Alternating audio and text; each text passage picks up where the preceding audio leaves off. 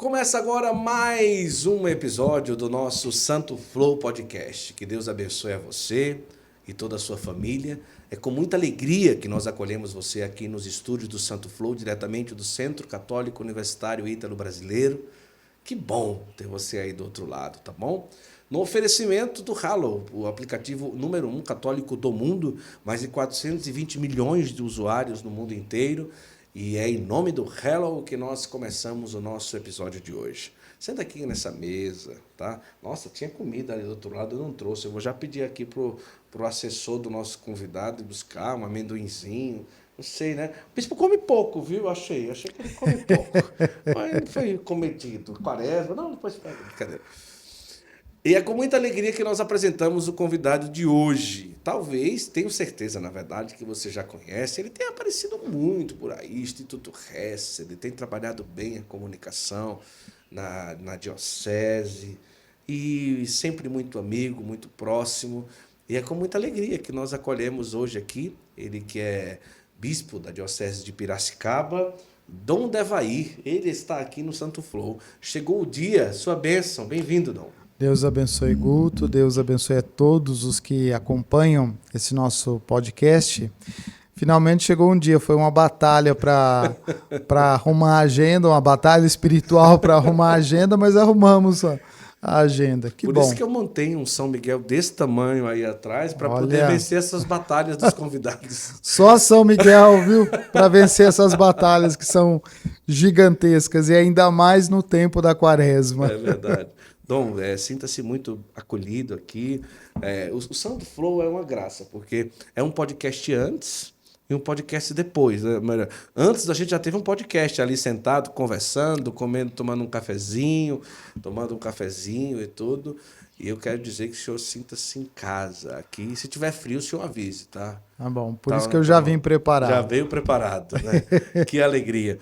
Ô, Dom, Piracicaba, quantas paróquias, quantos padres? Piracicaba tem 68 paróquias, são 15 municípios. População de... Em torno de 1.200.000, 1 milhão, pelo censo, em torno de 1.100.000, 1.200.000, né? Com algumas ressalvas de alguns que falam um pouco mais, um pouco menos, mas nesse número aí.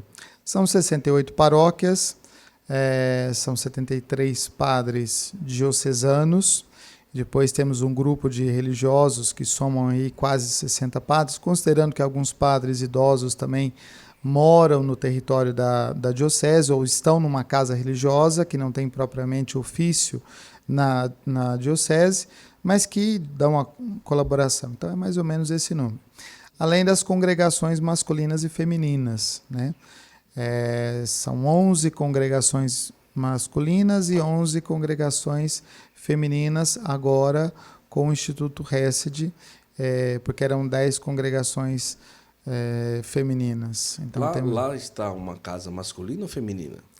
Lá nós temos as duas casas. Nós né? temos a casa feminina em Piracicaba e a masculina em Rio Claro. Aliás, a primeira casa masculina fora do Instituto. Fora do Instituto. No caso, o irmão Emanuel está morando na diocese. Sim, o irmão Emanuel mora lá. Deve ser o superior da casa, talvez. Superior, né? da casa. Superior da casa. Que maravilha. O irmão Manuel, ele mora lá e ele mora no aeroporto, sabe? Eu encontro muito ele no aeroporto. Porque assim, antes de ontem mesmo, aliás, ontem ele me mandou mensagem que tinha chegado. Porque nesses dias que está tendo o Rosário às 4, Sim. ele estava lá em Fortaleza. Então, ele mora um tempo em Piracicaba, na cidade de Rio Claro, e mora um tempo no aeroporto, né? No avião, ele fica nos ares. Eu encontro muito ele no aeroporto, maravilhoso. Aliás, o Instituto Hesed tem quase uma agência de viagem e uma companhia aérea, porque o povo que viaja, viu? Viaja, missão e assim... E a gente se encontra muito, principalmente no aeroporto de Fortaleza, né? Porque Sim. o aeroporto de Fortaleza, eles saem de lá, a maioria, e ali tem o voo das 2h, que são praticamente 10, 12 voos para as capitais do Nordeste e alguns lugares no mesmo horário.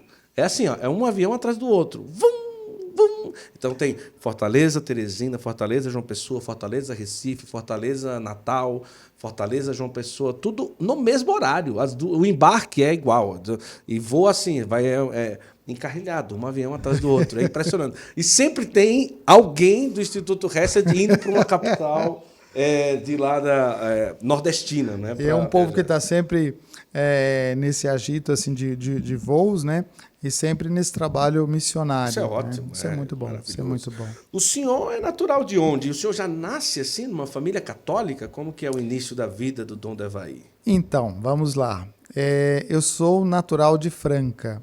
Cidade de Franca, cidade do calçado, né? Calçado Polo masculino, calçadista, né? polo calçadista masculino, porque tem outras cidades que também são polos calçadistas, mas feminino ou infantil, né? Eu tenho... Lá tem bons sapatos para bispos? Olha, eu não posso reclamar dos sapatos que eu compro ou que eu ganho lá, não. São ótimos. São maravilhosos. Eu lembro que eu conhecia um bispo que só comprava sapato lá em Franca e que tinha um gelzinho, porque bispo anda muito, né? Exato. E esses sapatos para judiar tem que ser um sapato bom para aguentar o rojão de um bispo. Tem hoje, né, ainda tem essas fábricas que fazem sapatos anatômicos, né? Sim. Então é mais fácil. Sim, mas desculpa cortar ele. Então, eu nasci em Franca, de uma família católica, mas eu nunca fui praticante. Eu falo que a minha vocação ela é um pouco diferente da vocação de outras pessoas, assim, até porque às vezes a gente lembra de pessoas que falam assim, quando eu era criança eu brincava de celebrar a missa, eu fazia isso, e eu nunca tive nunca tive essa questão assim. Então, cresci numa família católica, mas não numa família praticante. A gente ia à missa, né? Ocasionalmente, ou às vezes até com uma certa frequência, mas não uma coisa fixa de participar. Então, eu nunca fui coroinha, eu nunca participei de grupo de jovens, eu nunca participei de movimentos pastorais, nada disso, né? Eu fui fazer primeira Eucaristia, eu tinha 20 anos. Olha só! Eu fiz primeira Eucaristia depois que eu tinha concluído o serviço militar obrigatório, né? E eu fui fazer primeira Eucaristia e Crisma, até porque a pessoa que seria o meu padrinho já estava velho, então é uma pessoa de mais idade, e né, minha mãe sempre falava assim, olha, você precisa fazer. E afinal de contas eu fiz a primeira Eucaristia, fiz primeira Eucaristia e Crisma tudo junto, né, no mesmo tempo de catequese. Mas também não gostei nem do tempo de catequese, nem gostei de participar. Eu participava obrigatoriamente porque precisava assinar carteirinha, né? Mas como que era, por exemplo, a adolescência, início da juventude? O senhor, no caso, não ia para a igreja? Não. Não ia para a igreja? Não. Às vezes, na Sexta-feira Santa, eu ia obrigado. Eu ia porque minha mãe falava, ao menos na Sexta-feira Santa você precisa ir no momento da adoração da cruz ou no momento... Os pais do senhor tinham frequência de ir na igreja? A minha mãe. A mãe. A minha mãe. Então, eu ia, mas assim, por cumprir uma obrigação. E como que era a vida de jovem? Jogava bola? Gostava de ir para show? Olha, essa coisa de esporte não é comigo. Eu tenho 2 pés esquerdos para dançar e para jogar, para praticar esporte. O que fazia quando jovem? Não? Eu gostava muito de ler e eu gostava muito de estudar. Eu sempre fui muito caseiro, muito assim, nunca gostei muito de sair, de coisa assim. Tinha amigos, tinha roda de amigos, às vezes a gente saía, mas nunca fui muito assim de... Hoje o pessoal fala de balada, né? Para nós naquele tempo era 50 e... Eu tenho 56, então estamos falando aqui de 40 e poucos anos atrás. Balada era outra coisa, a gente saía num final de semana ou ia para casa de alguém, fazia alguma coisa, mas era isso, né? No máximo era isso assim, não tinha muito fora dessas questões. E pensava ser o quê quando jovem? Quando eu fiz faculdade, eu prestei História na Unesp, de Franca, e prestei Processamento de Dados na então Unifran, né? E passei nas duas. E eu fui conversar com a minha professora com a diretora da escola de inglês, que eu fazia inglês em Franca, e conversei com ela, né? Falei, olha, eu passei nesses 2 cursos, né? O que eu faço? Ela me disse assim, você tem pretensão de ser historiador? Falei, não. Ela falou, então faça algo que será a profissão do futuro, que hoje seria TI, toda essa área assim. E aí eu fui fazer processamento de dados, né? Mas sem nenhuma pretensão nessa época eu trabalhava no banco, eu era bancário, e consegui um trabalho nessa linha, nessa área que eu estava fazendo faculdade. Então a intenção, a pretensão profissional era seguir nessa linha de informática, que seria de processamento de dados e coisa e tal. A minha ideia era essa, né? Então estava fazendo faculdade. A diocese está processando muitos dados, não? A diocese está processando muitos dados. Temos muitos dados em processo. Né? Temos um bom sistema. Tem muitos dados em processo. Tem muitos dados. Tem muitas coisas. Serviu, então, né? Serviu, né? Serviu, olha. Sabe que é uma coisa interessante que eu nunca pensei que eu fosse utilizar tanto esse meu conhecimento dessa área para usar. Mas no seminário de Franca, o primeiro computador que teve no seminário de Franca foi o meu computador. Olha foi aí. O computador que eu levei. E ainda com aquela impressora matricial, Sim. Né, que fazia aquele barulho que ia... E então que a gente tinha que imprimir os trabalhos durante o dia, no horário que não era horário de descanso. Por causa do barulho. Por causa do barulho, né? E ainda era aquele computador com o vídeo de fósforo verde, né? Então, que era monocromático, né? Uma coisa bem assim. Mas foi o primeiro computador que teve no seminário. E aí, no final da faculdade, eu me fiz um questionamento. O que eu queria para a vida? O que eu estava, né? Para onde que eu estava caminhando com tudo aquilo. E ali eu falo que foi a ocasião do chamado, né? Porque às vezes a gente pensa no chamado como um acontecimento, uma coisa que tem que estar sempre clara, visível, que pode acontecer, né? Mas no meu caso não foi assim. Então, naquele momento, naquela situação, naquela pergunta que eu fiz, que realmente é uma pergunta existencial, né? Para onde que você está caminhando, o que você está querendo fazer, me veio essa resposta: vai ser padre, né? O que parecia uma coisa completamente fora dos padrões para mim naquele momento. O que eu fiz com isso? Eu comecei a rezar, né? Rezar o que eu sabia, que era... Mas do nada veio assim ser padre. Do nada. Ninguém chegou. Ninguém chegou, vocês têm cara de padre. Ninguém falou nada, ninguém nunca me disse isso. Muito pelo contrário, quando eu falei isso, as pessoas tiveram uma reação contrária. Mas você, mas ser padre, né? Porque eu nunca tinha falado isso. E aí eu fui rezar. E a única coisa que eu sabia rezar era o terço, porque eu aprendi a rezar o terço em casa. Sim. Né? Era a única coisa que eu sabia rezar. E também só sabia Pai Nosso e Ave Maria. Não sabia os mistérios, a coisa, credo, salve rainha, sabia, mas eu sabia rezar isso. E eu comecei a rezar, né? E aí um dia eu perguntei para minha mãe, que eu disse para ela que eu precisava falar com o padre. E minha mãe achou aquilo estranho, né? Até eu acharia estranho. Deve ser para exorcizar. Olha, eu acho que é uma coisa bem assim, né? Ela achou estranho, né? Ela achou estranho e tinha razão de achar estranho, claro, isso. Nunca tinha proximidade. Nunca teve essa questão assim. E ela me indicou o padre, que era da paróquia, onde eu fiz a primeira Eucaristia, que foi o padre com quem eu fiz a primeira confissão também, né?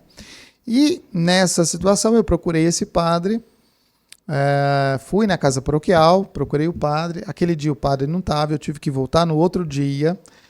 E eu voltei no outro dia, né? Trabalhava, mas enfim, consegui mudar os horários, voltar no outro dia. Conversei com esse padre, uma conversa até longa, né? E esse padre me indicou para o promotor vocacional da época, né? Que era o pároco da catedral. E como a catedral ficava bem próximo da onde eu trabalhava, porque a agência do banco que eu trabalhava era no centro, a catedral era bem próximo. Eu fui, procurei ele e nós tivemos uma conversa. Eu falo que foi a conversa mais longa da minha vida e a conversa mais profunda, porque ele foi perguntando tudo, de tudo, né? De tudo do passado, de tudo, como é que era essa motivação, de todas as coisas. E eu fui simplesmente conversando com ele, nós tivemos uma conversa longa, e ele me falou assim, olha, vai ter um encontro vocacional e você precisa participar desse encontro vocacional. Eu nem sabia o que era um encontro vocacional, né? Fui para esse encontro vocacional. Esse encontro vocacional foi em 91, né? Eu entrei no seminário em 92. Foi em 91.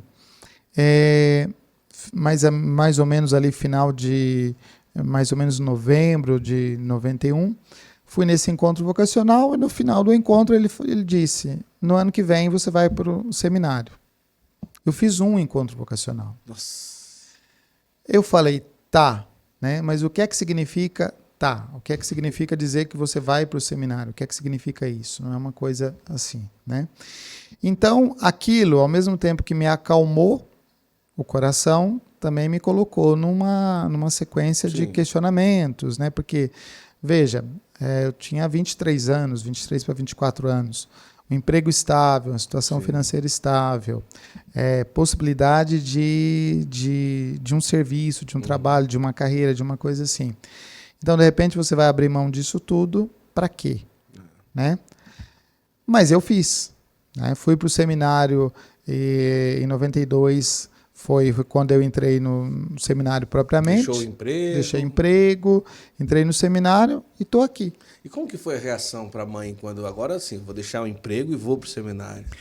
Então, aí cheguei em casa depois do encontro vocacional, estava minha mãe, estava meu pai na sala, e eu fui, guardei as minhas coisas no quarto, voltei e falei, olha, o ano que vem eu vou para o seminário.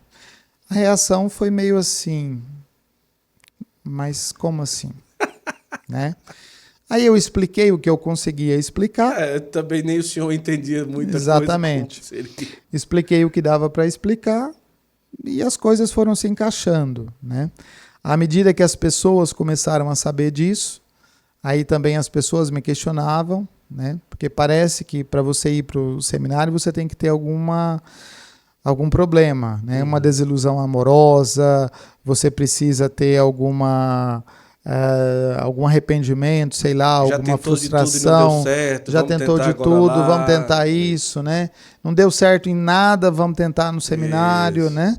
Então parece que tem uma coisa assim, e de fato não é assim, né? E aí as coisas foram acontecendo. Eu saí do emprego praticamente na véspera do dia que eu entrei no seminário, porque precisava treinar uma pessoa, depois precisava ficar mais um pouco e tal. Então eu praticamente saí eu saí do emprego na sexta-feira e fui para o encontro, que já era o primeiro encontro do seminário, que já era o encontro inicial do ano. E isso era em fevereiro, na segunda-feira, quer dizer, eu tive sábado e domingo de folga. Né?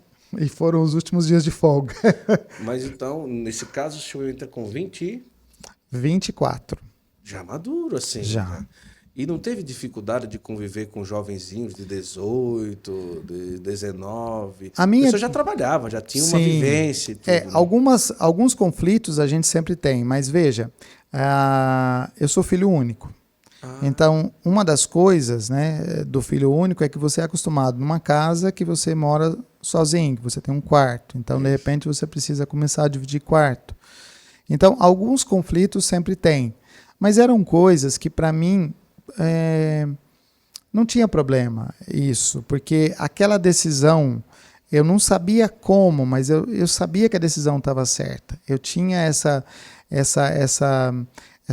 confirmação interior de que a coisa estava certa, de que eu estava fazendo o caminho certo. Então, conflitos, dificuldades, problemas, tive, né? Como todo seminário tem.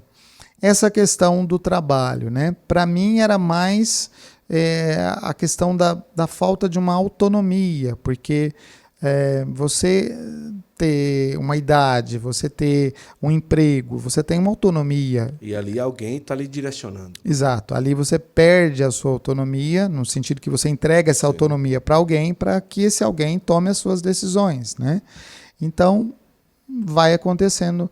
E as coisas foram acontecendo assim, naturalmente, né? Eu não tive grandes conflitos no seminário. Quando ficaram sabendo que tinha sido bancário, com certeza já colocaram para economato do seminário. Sempre. Sempre. Não teve jeito. Sempre. Esse mexe com o computador, já mexeu com dinheiro, vai ser o econômico do seminário. Eu sempre trabalhei com isso no seminário. Agora, imagina o seguinte, eu acostumado, terminando o curso de informática, né, com computador e coisa e tal, ter que entregar trabalho de 40, 50 páginas datilografado. Ai, Jesus. Né? E eu fiz curso de datilografia. Você me respeita que eu sou daquele tempo, viu? Você me respeita que eu digito com os 10 dedos. Os 10 dedos. Então, para algumas coisas é regredir, né? Porque você está acostumado a digitar um trabalho, a entregar um trabalho tudo impresso e tal. E aí você tem que voltar, entregar um trabalho datilografado, com um professor extremamente exigente, que não aceitava erro, que não aceitava usar aquele papelzinho que a gente usava, ou aquele líquido para apagar e coisa e tal. Então, foram coisas assim, mas nunca tive problema assim, nem com relação ao estudo, nem com relação a grandes conflitos no seminário, não. Olha que coisa, né? Agora, logo quando se ordena, o senhor teve a oportunidade de estudar fora ou não? Sim. Depois de quanto tempo de ordenado? Eu fui ordenado em 98, né? Diácono em agosto e padre em dezembro de 98. Não foi utilizado a faculdade que já tinha só para fazer teologia, não? Teve Não, que fazer filosofia não. E teologia? Fiz filosofia e teologia. Eu consegui dispensa. A única disciplina que eu consegui dispensa é que a gente tinha economia na faculdade de filosofia. Economia foi a única disciplina que eu fui dispensado, porque a carga horária de economia que eu tinha na faculdade era muito maior. Eu fui ordenado em 98 e fui para uma paróquia, a paróquia São Benedito. Essa paróquia estava para ser dividida. Então, quando foi mais ou menos em junho, o bispo começou as conversas para dividir essa paróquia. Eu não tinha pretensão de ir para aquela paróquia, porque eu era um dos padres recém-ordenados, né? Então, eu sabia que tinha padres mais velhos e que provavelmente iriam para essa paróquia.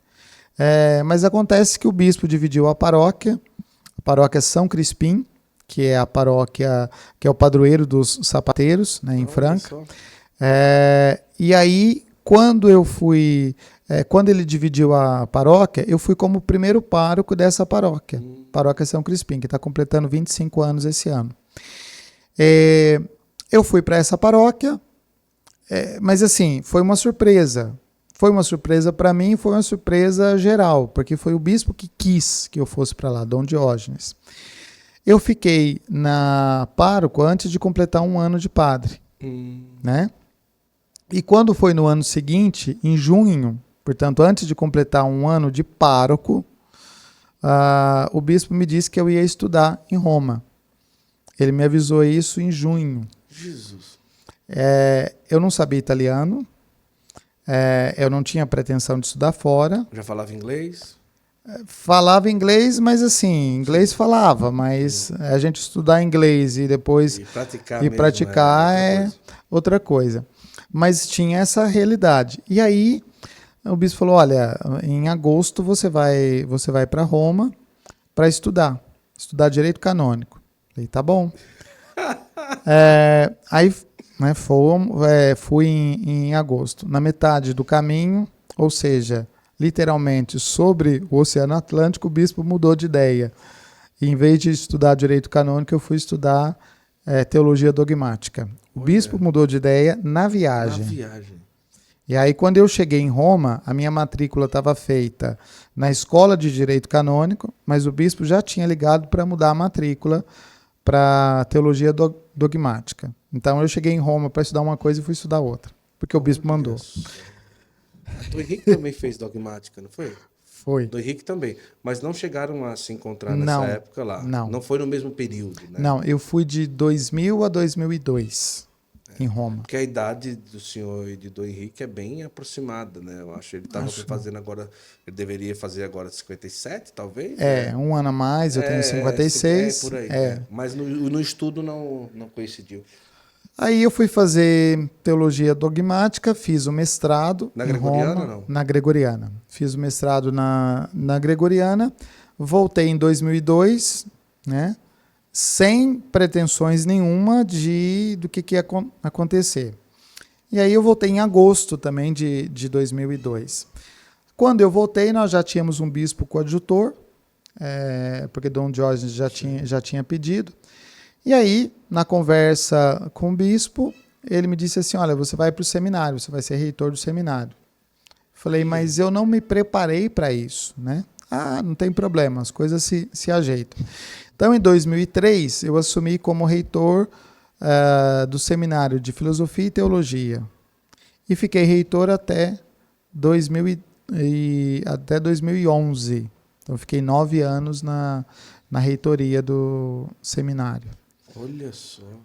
Então, e aí, de 2012 a 2014, eu fui para a paróquia, eu saí do seminário em 2011 como reitor, fui para a paróquia em 2012 e fiquei até 2014, quando foi a nomeação. O que o senhor estava fazendo quando recebeu? Foi telefonema? Como que foi? O que o senhor estava fazendo? Já tinha ventilação? Não ventilava nada? Não. Porque geralmente tem, né, ventilação, né? Não, mas não tinha, assim, nada falado, nada de coisa assim. Do senhor, mas dos outros talvez, né? Sim, mas as consultas, graças a Deus, a gente não fica sabendo, né? Depois que passa que alguém conta alguma coisa pra gente, mas graças a Deus a gente não fica sabendo. O que eu estava fazendo no dia que eu recebi o telefonema? Era uma segunda-feira, eu não vou me esquecer desse dia. Dia de folga de padre. Isso. Mas não estava de folga assim? Não, de folga não. Eu estava... Era o dia do exame de Universa no curso que eu estava... no curso onde eu dava aula. Tá. E eu era examinador. Nós estávamos aplicando o exame de Universa, né? Então, a gente estava na sala aplicando e eu tinha deixado o celular no carro. Quando terminou, eu fui para a sala dos professores, conversamos um pouco e aí eu fui embora. Quando eu cheguei no carro, eu vi que tinha lá uma ligação, o início da ligação, o código da área, né? Vi que o código de área era de fora, né? Olhei naquilo, falei, bom, não sei quem que é, conheço gente de fora, sim, vamos ver. Aí tocou de novo o telefone. Aí era a secretária do NUNS, que aí me pôs em contato com ele, e aí foi. Mas eu estava trabalhando na folga de segunda-feira. Olha só. Estava ali. Estava trabalhando na folga de segunda-feira. Agora, quando disse a secretária do Núncio, o senhor já imaginava? Eu pensei o seguinte... Como nós tínhamos mandado cartas para a anunciatura, porque a gente estava no processo de preparar o jubileu da diocese e eu era coordenador de pastoral, então, assim, aquela conversa com o Núncio, embora fosse talvez improvável, eu acho que não seria um problema. Não seria um problema. Então, falou o Núncio, falei, tá. A secretária me ligou e disse, olha, o senhor está sozinho? Tal. Eu falei, tô. É o Núncio. Tá bom. O Núncio me perguntou a mesma coisa. O senhor está sozinho? Eu falei, eu estou no carro. Ele me perguntou o que eu estava fazendo. Eu expliquei para ele. Quando eu terminei de explicar para ele, ele me disse assim, então quer dizer que o senhor dá aula de teologia? Eu falei, dou aula de teologia. Ele falou, então Então o senhor sabe que quando o Santo Padre dá uma missão, a gente não pode falar não, né? Aí o coração já acelerou. E eu falei, sei, né? Pensei assim, falei, sei, né?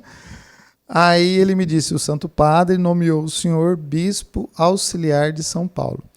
Eu te juro que até hoje eu não sei o que é que foi assim mais chocante. É falar que você foi nomeado bispo, ou falar que você foi nomeado bispo da Arquidiocese de São Paulo. Sim. Porque é um ambiente muito diferente do meu ambiente original.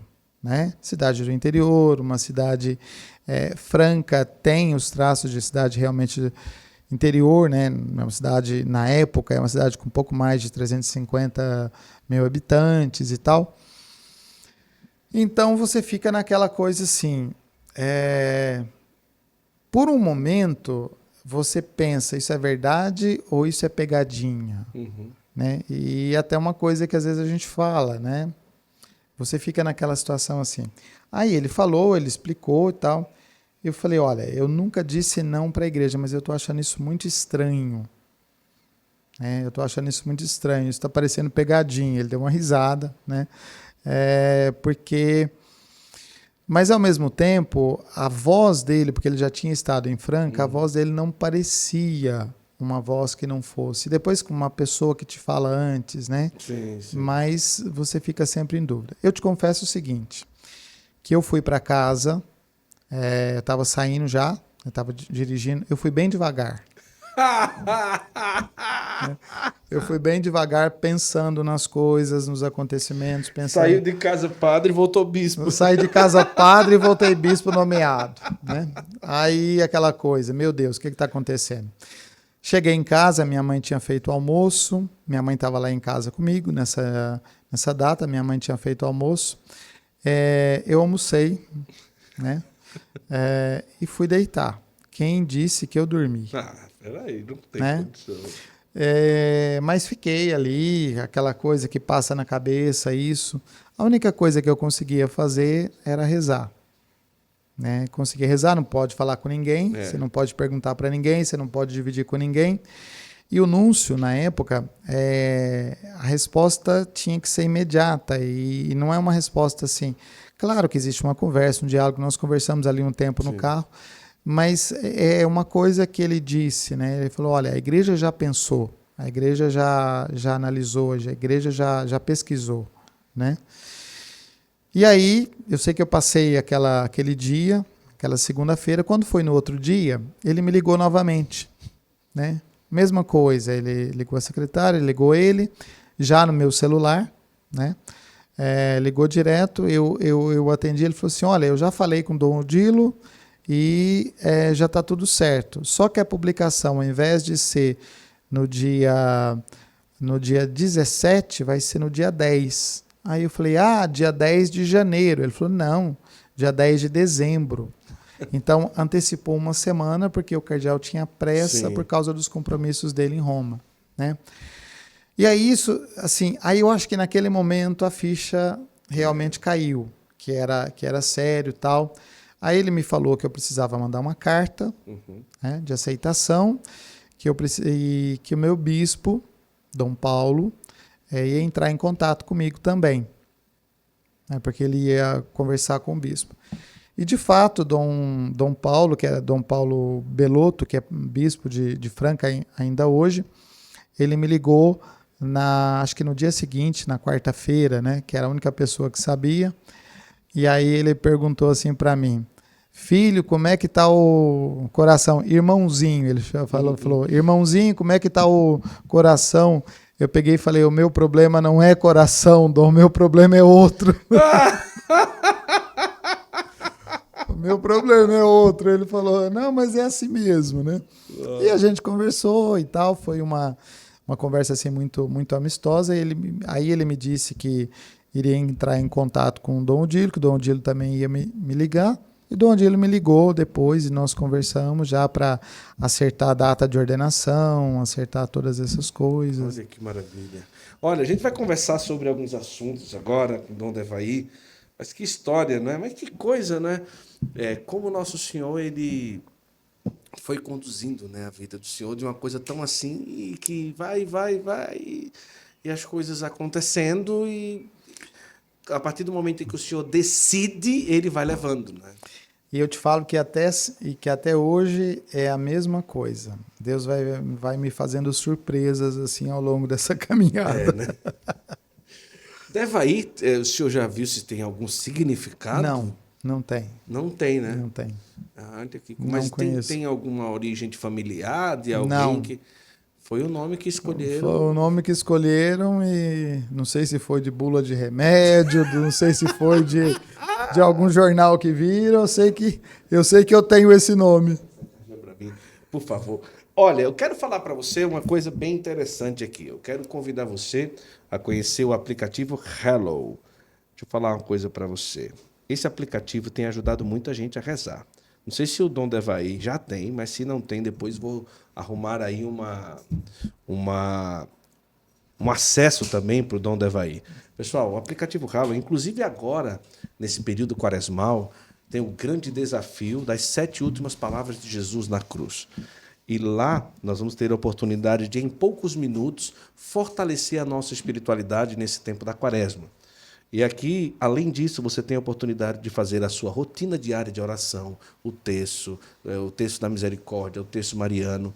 Também tem a oportunidade de... tem a Sagrada Escritura aqui, você pode buscar por palavra. Se a gente busca aqui a palavra salvação, ele vai mostrar todos os textos da Sagrada Escritura que tem a palavra salvação, tá? E aqui você tem várias pessoas que nos ajudam a rezar.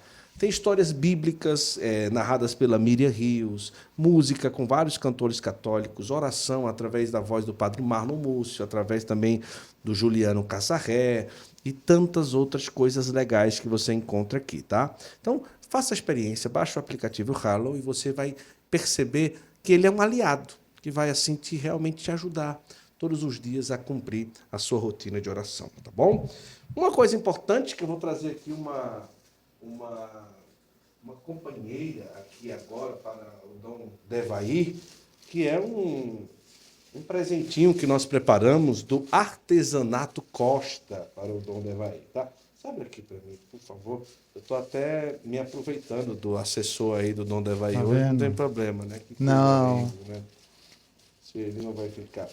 O Artesanato Costa realmente são imagens belíssimas que nos ajudam a levar o nosso coração para mais perto de Nosso Senhor. E você pode ter em casa uma imagem como essa, o Carlo Acutis, o São Miguel, e como essa que nós vamos presentear aqui, que é uma imagem réplica da Capelinha de Fátima, diferente da imagem de Fátima que nós conhecemos.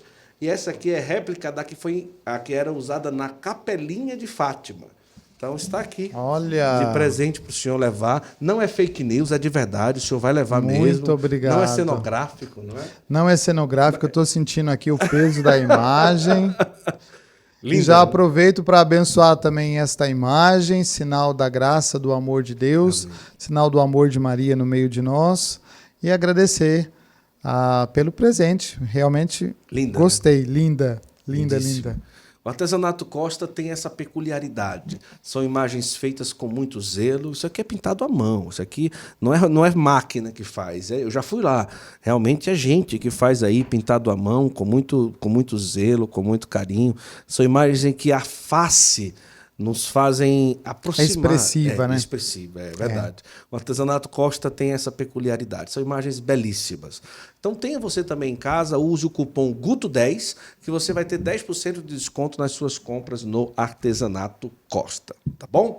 E eu quero indicar também para você, coloca aí na tela o pessoal da edição, Camisetas Sabatini. Deixa eu dar uma dica para você. São várias estampas das camisetas Sabatini que você pode escolher. Agora tem da Quaresma e sempre tem coleção nova. Agora, sabe uma coisa interessante? Vai ter um evento na sua paróquia, diocese.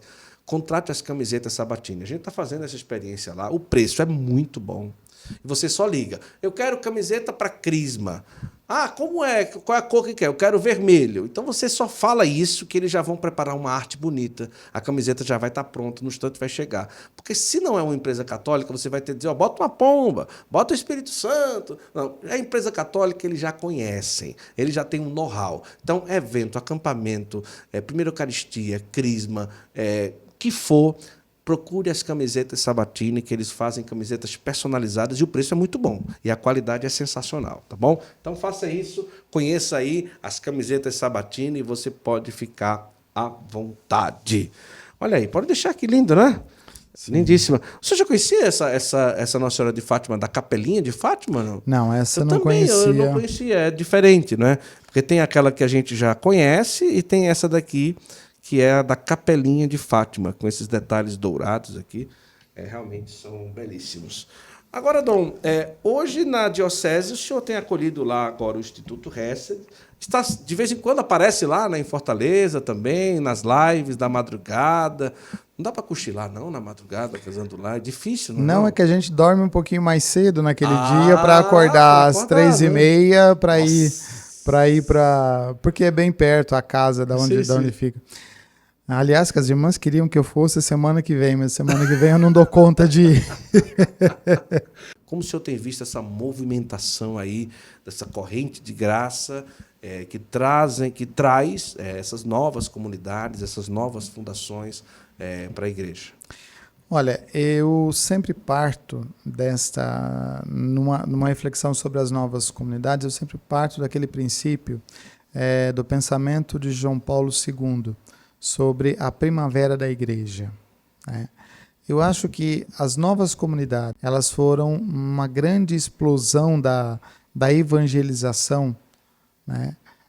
Movida pelo Espírito, que buscou outras maneiras, outras formas de evangelizar. Então, surgiram novas realidades. Então, sobre as novas comunidades, as novas realidades, veja o que aconteceu na pandemia. Como é que nós temos, né, esse grande movimento em torno do rosário.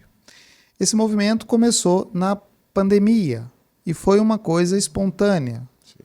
Frei Gilson começou rezando no quarto dele, num computador, na frente do computador, chamando as pessoas para rezar. Por quê? Porque não tinha como sair. Instituto Hesed, todo mundo fechado dentro do convento. O que é que nós vamos fazer? Vamos rezar com o povo, né? Este movimento fez surgir aquilo que nós vemos hoje. Então, hoje, às 4 horas da manhã, nos dias de hoje, às 4 horas da manhã, você tem em torno aí de quase 600 mil aparelhos somados, Instituto Hesed e Frei Gilson, quase 600 mil aparelhos ligados, rezando o rosário. Se você colocar que podem aí 2 pessoas por aparelho, você chega a quase 1,5 milhão. 1,5 milhão de pessoas, né? É estrondoso isso. É estrondoso. E como é que começou isso? Com as novas realidades. Então, não perceber numa diocese a força que tem as novas realidades, as novas comunidades, a força evangelizadora dessas novas realidades, é não perceber a forma como o Espírito age hoje. Que o Espírito vai suscitando, né, essas realidades. Aqui podem se levantar problemas, a gente sabe que tem situações, tem fundações com complicações e coisa e tal. Tudo isso a gente precisa compreender. Mas não reconhecer isso hoje é como se a gente estivesse ali vendo aquele jardim, mas fizesse de conta que ele não existe. Então, a primavera da igreja, conforme falava João Paulo II, e depois reafirmada, né, ali em Bento XVI com algumas questões, mas acolhida agora também por Francisco, é uma coisa que nós precisamos ter em mente. Nós não podemos hoje fazer um trabalho de evangelização sem considerar essas realidades. Aqui, tem gente que começa a ver só os contra. Mas tem gente que enxerga o cisquinho em todo lugar. Você pode colocar um uma parede branca inteira na frente da pessoa, a pessoa vai olhar aquele pontinho. Isso. E vai se concentrar no pontinho, né? Problema, a gente resolve. Desvios, distorções, a gente corrige. Mas não podemos dizer que não são uma força evangelizadora. É isso que nós não podemos fazer, né? Então, quando você vê as pessoas levantando às 4 horas da manhã para rezar o rosário, você vai dizer que isso está errado, que isso está contra a doutrina da igreja, que esse pessoal é contra a igreja, que esse sinal...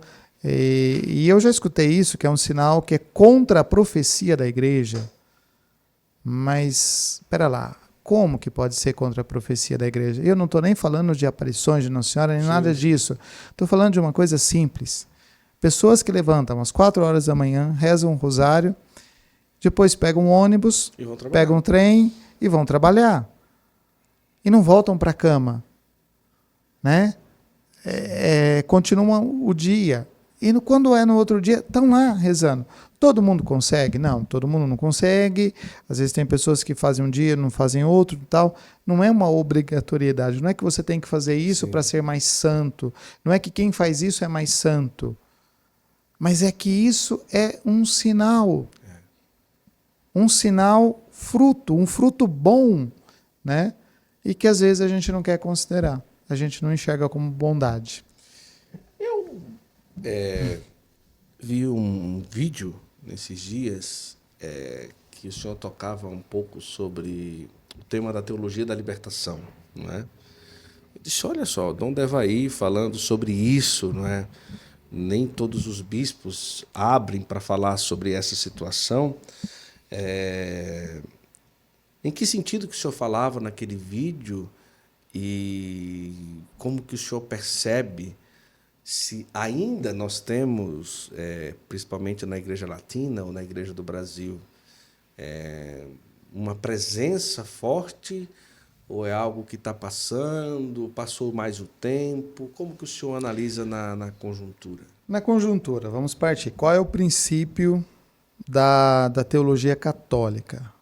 A teologia católica ela parte da Escritura, da tradição e do magistério. Certo. Se alguém quiser estudar teologia, é esse o caminho que ele deve seguir.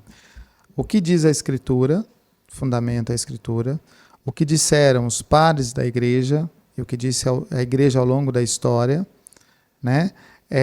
E o magistério, o que ensinou a igreja. Este é o caminho seguro. Neste caminho seguro que você tem, surgiram aquelas teologias que elas são uma visão local, vamos dizer assim, quase que como uma trazer para aquela realidade um pensamento teológico. A princípio, isso não tem um problema, porque você está trazendo a teologia da igreja para ver a realidade dos dias de hoje.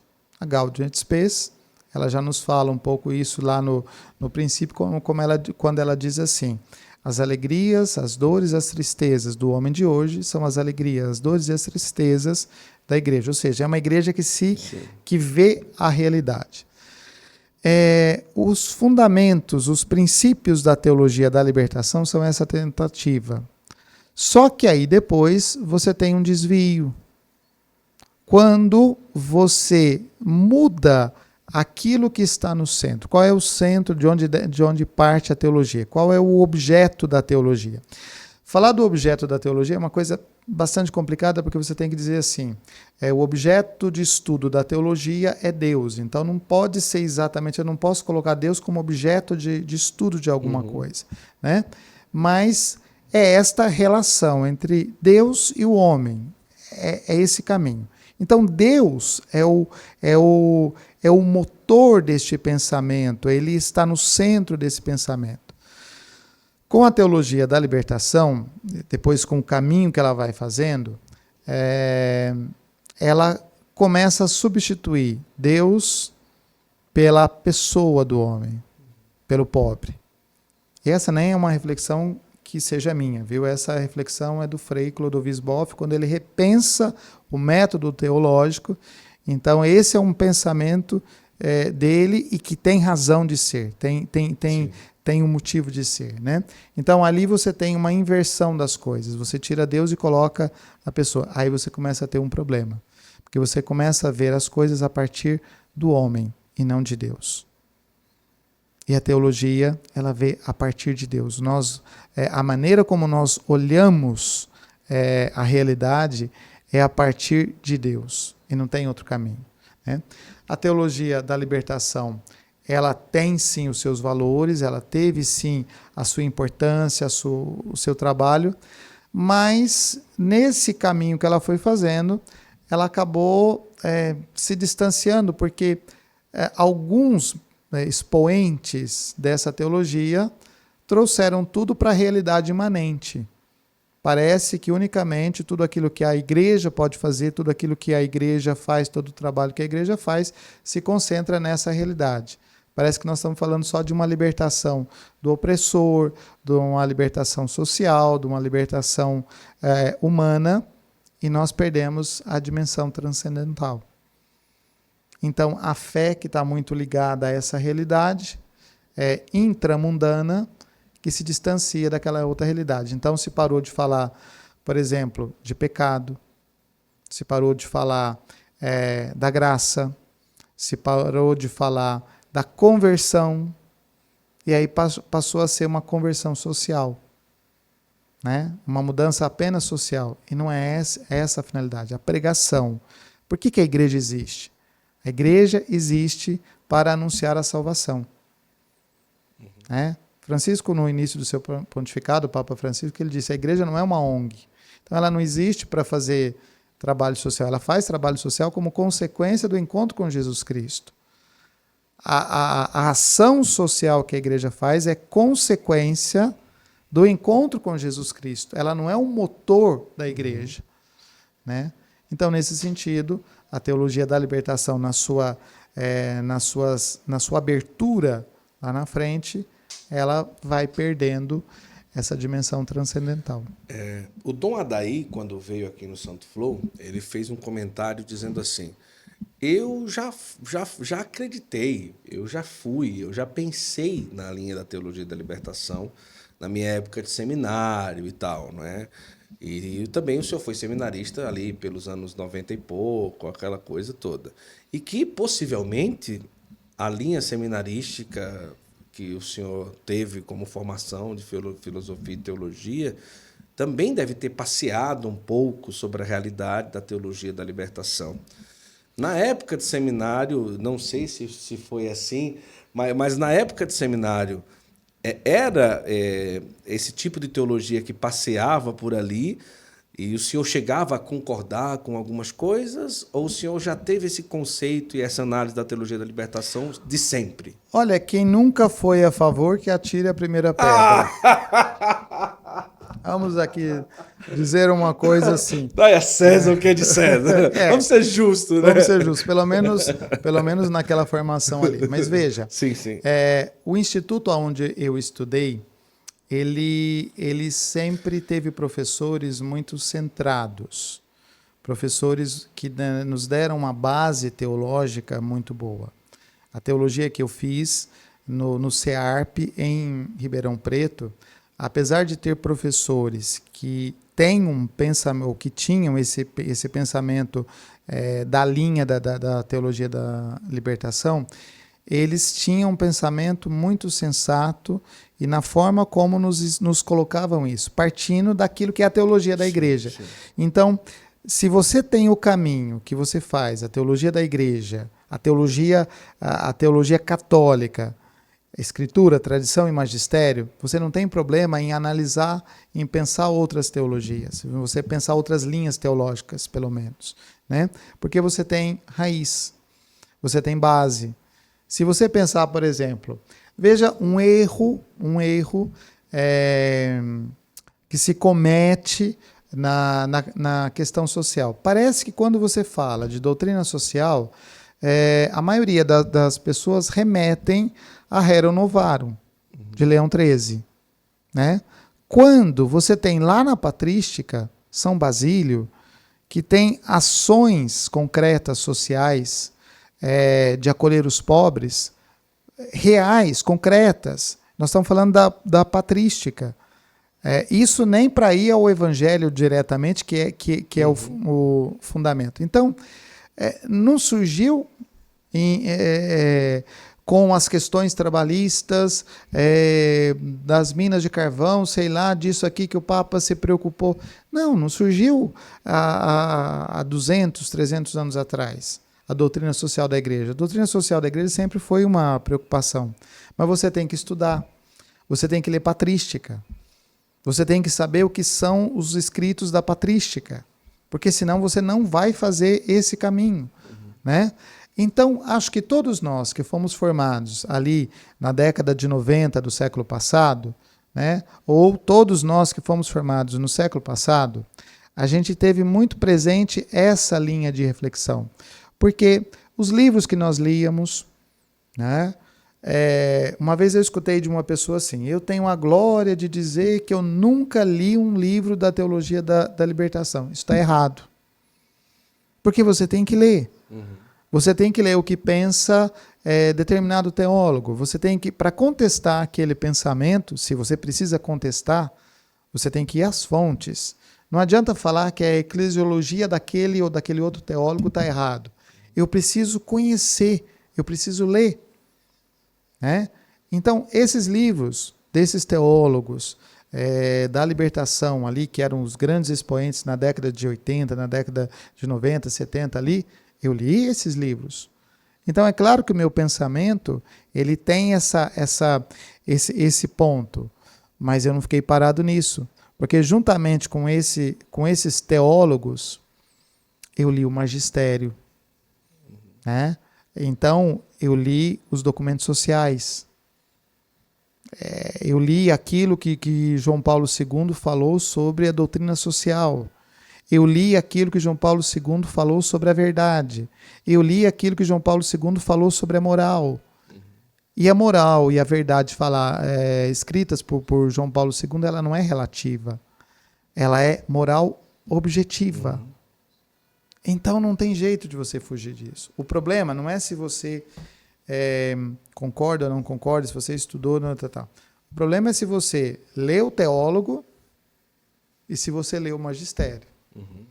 Porque o teólogo é uma reflexão, mas o magistério é que dá a firmeza. Né? Tem um documento da igreja chamada Vocação Eclesial do Teólogo. Esse documento precisa ser lido, porque o teólogo ele é alguém que ajuda a comunidade a crescer. Muitos desses teólogos da libertação tinham boa intenção. Eram homens que fizeram uma boa reflexão, que fizeram isso. Só que quando foi a coisa abrindo, se perderam. Sim. Se perderam. Até em assuntos, né? O que alguns desses teólogos se tornaram? Se tornou uma coisa meio que perdida do ponto de vista, me foge a palavra aqui agora, mas assim, meio holística, meio de colocar tudo sabe, um Deus quase etéreo. Né? Fala tanto de um Deus, mas um Deus que se dissolve na natureza, quase numa coisa assim. Então, o grande problema para mim é isso. E eu concordo com o Dom Adair. Mas quem não fez isso, atire a primeira pedra. Diante da realidade hoje na igreja, de uma possibilidade ou de uma tendência meio que de extremos, a partir desse momento em que a gente está conversando, podem ter comentários dizendo: eis aí um bispo tradicionalista, eis aí um bispo conservador. Né? Mas será que realmente não concordar com uma linha de uma teologia que esvazia a presença de Deus e coloca um homem no meio já é um ponto de vista para taxar alguém de extremamente tradicionalista, conservador? Por que eu falo isso? Porque o senhor tem um bom trânsito entre os bispos, não é daquele bispo que vai ali, não sei o quê. O senhor é um bispo da libertação, o senhor está errado. Não, o senhor sempre tem um bom trânsito, uma boa convivência, mas hoje esses carimbos de extremos, não é, que a gente põe nas pessoas seria um perigo para a igreja E com um posicionamento desse, como que o senhor preserva uma boa colegialidade, unidade entre os bispos e tudo? Nenhum problema de ser chamado de conservador. Se alguém quiser dizer isso, pode dizer, porque o que eu estou conservando é aquilo que a igreja sempre ensinou. Então, nenhum problema quanto a isso, né? É a teologia da igreja, é a teologia ensinada no Concílio Vaticano II, a gente vinha conversando sobre isso, né? É uma afirmação de uma teologia perene, não é uma teologia que vai... É claro que uma teologia que precisa aprofundar as questões do tempo, mas não é uma teologia que se adequa. Uma coisa é aprofundar a reflexão teológica. Outra coisa é adaptar-se à situação do tempo. Uma teologia que se adapta à situação do tempo, ela não é uma teologia com raízes. Porque hoje ela diz isso, amanhã ela diz aquilo. Isso não, né?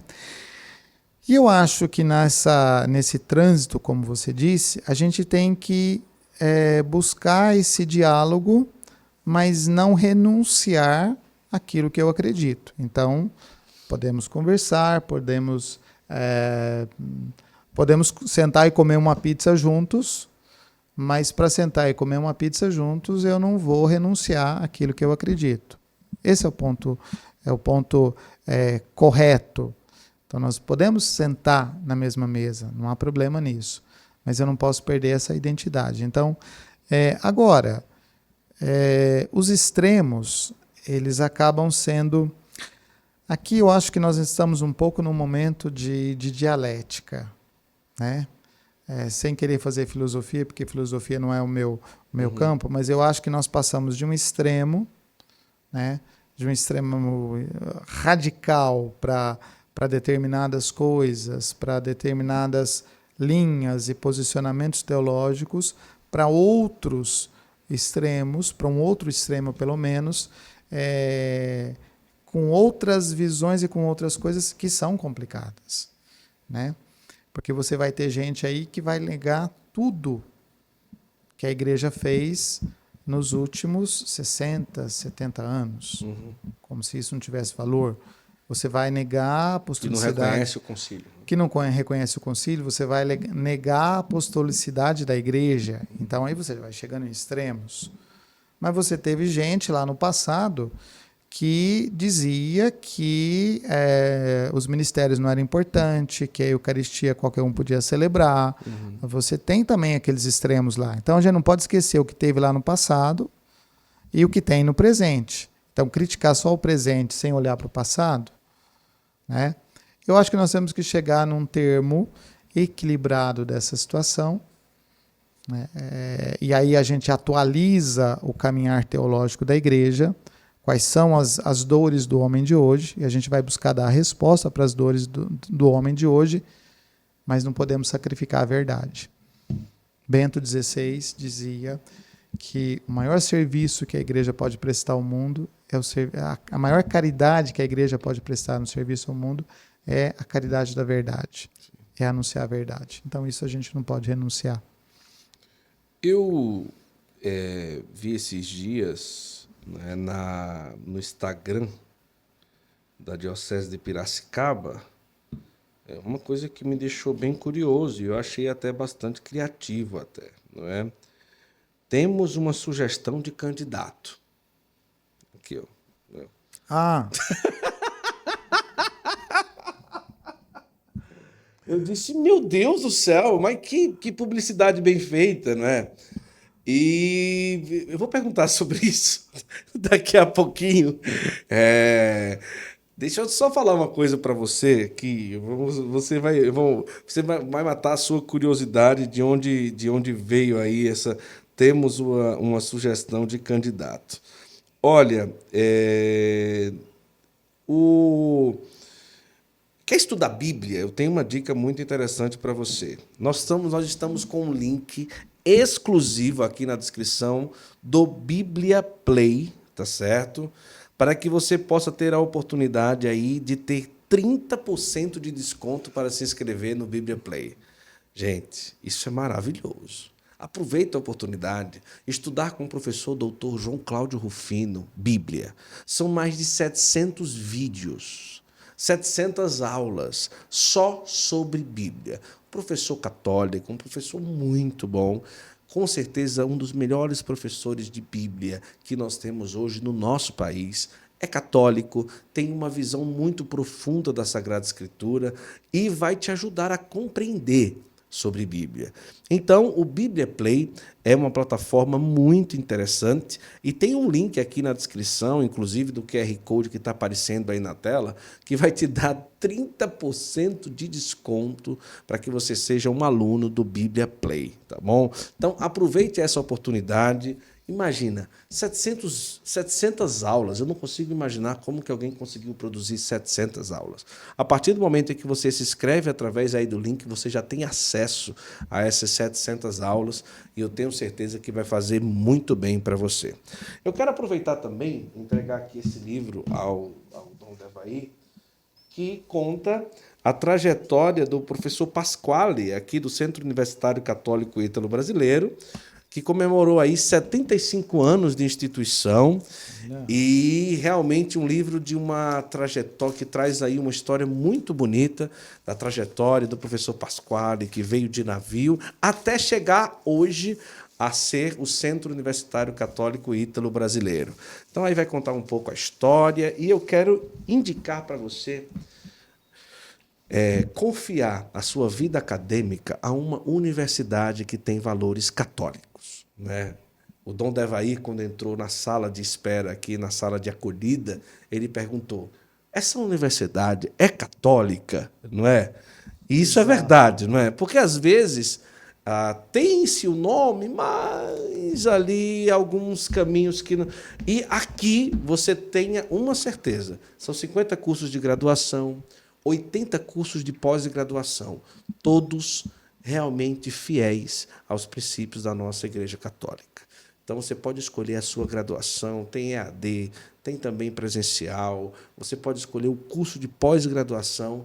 Acesse agora o Centro Católico Universitário Ítalo Brasileiro e faça a sua matrícula. Deixa eu falar uma coisa para você. E se você mora aqui na região, se você mora por aqui, perto de Santo Amaro, tem o Liceu Santo Amaro Abade, que é o colégio aqui de ensino médio, que você pode colocar os seus filhos aqui para estudar, tá bom? Fique à vontade, Centro Católico Universitário Ítalo Brasileiro.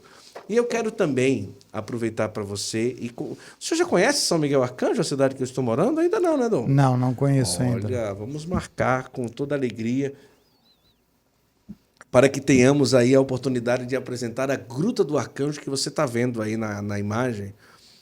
A maior estátua católica do mundo está sendo construída por lá, 70 metros.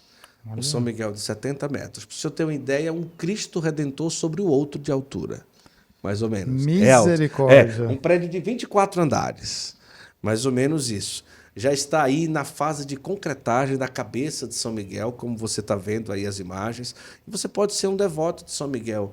Você imagina, quando está ali pronto aquele lugar, você pode falar, um pouco de mim tem ali. Eu dei um pouco de mim, um pouco do que eu tenho para construir um dos maiores complexos em honra a São Miguel Arcanjo. E se você não conhece toda a história da aparição de São Miguel em São Miguel Arcanjo, vai no site da Basílica de São Miguel Arcanjo e você vai ter a oportunidade de conhecer. Tá? O senhor deve uma explicação. Brincadeira, tá aqui, ó. Aqui no Instagram tem assim, ó. Temos uma sugestão de candidato. Artigo de Dom Devair Araújo da Fonseca. Quando eu olhei isso daqui, eu disse, meu Deus do céu, o que é que Dom Devair falou aqui? O que é que o senhor quis falar aqui nesse artigo aqui, que acabou se transformando aqui num carrossel, que está no site da Diocese da qual o senhor é bispo?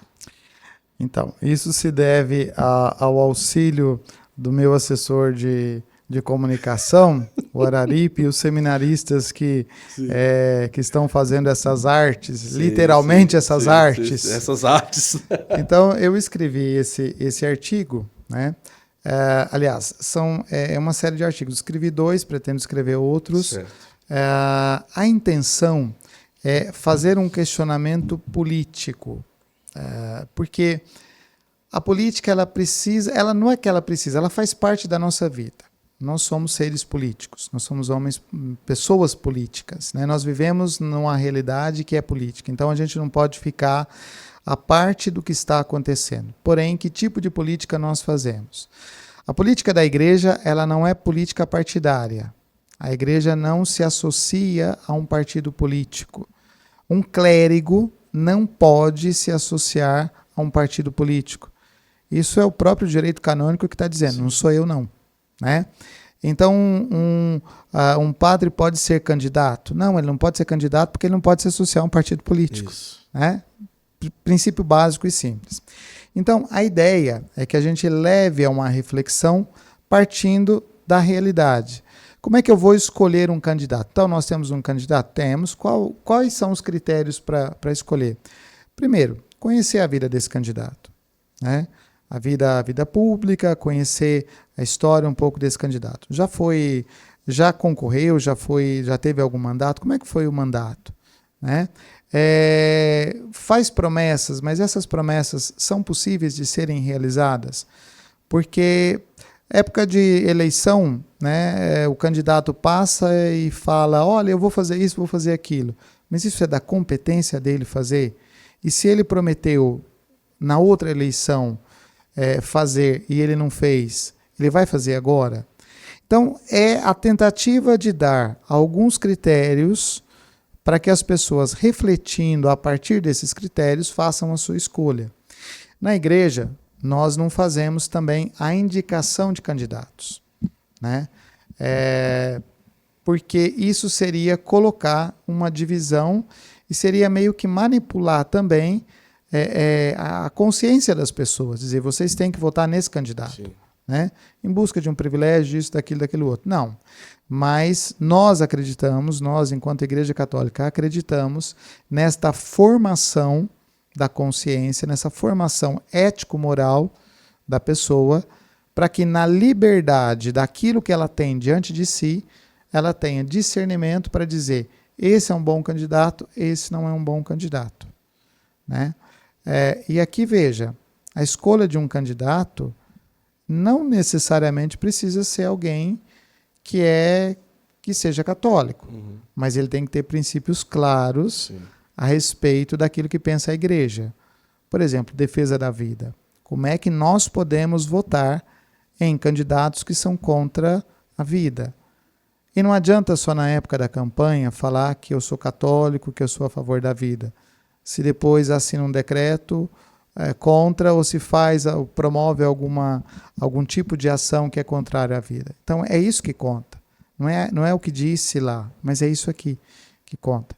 Então o artigo ele tem essa pequena pretensão de ajudar a uma reflexão. Eu vi aqui, tem um outro post, né? Fé combina com política, não é? Porque tem muita gente que pensa que a fé ela não combina com política. E aí você seria um ser apolítico. Isso. E nós não somos seres apolíticos. Nós somos pessoas, pelo próprio fato de viver em sociedade, nós temos uma realidade política. Né? E é nessa realidade que nós temos que trabalhar. É nesse mundo que nós somos chamados a viver. Tem um documento da igreja que eu gosto muito, que é a Carta ad Diogneto. É um escrito sem autor definido, né? Do início da igreja. E qual que é o sentido dessa carta?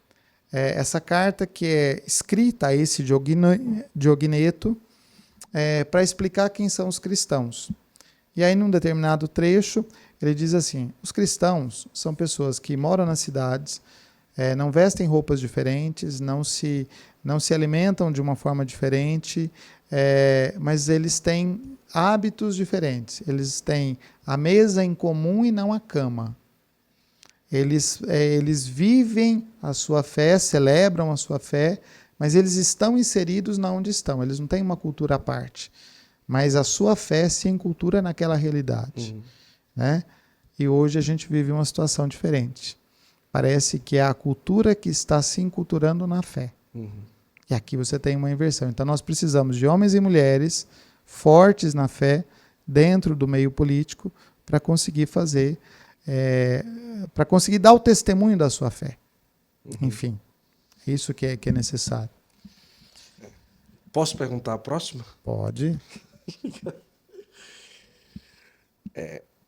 Recentemente, nós temos acompanhado, inclusive, um sacerdote que, por algum posicionamento, ou declaração, ou estar com pessoas, né, acabou sendo aí